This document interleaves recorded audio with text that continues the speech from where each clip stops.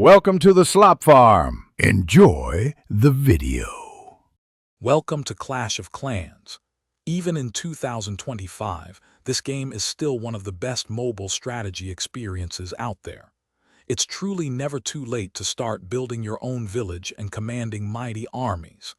This guide will give you a simple, straightforward path to get going and enjoy everything the game has to offer from day one. Get ready to embark on an epic adventure.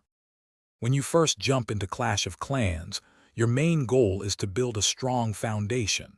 Start by upgrading your town hall, as this unlocks new buildings, troops, and defenses. Make sure to constantly improve your gold mines and elixir collectors. These are your primary source of wealth. Also, always keep your precious builders occupied. They are key to your village's growth. Attacking other players is how you really gather resources and progress quickly. Don't be afraid to raid. Practice makes perfect. At the same time, you'll need a solid base defense to protect your hard-earned gold and elixir. Try out different troop combinations in your attacks, finding strategies that suit your playstyle and help you earn those crucial stars. One of the biggest parts of Clash of Clans is the community aspect, especially joining an active clan. Clans offer vital troop donations, which really help your attacks and defenses.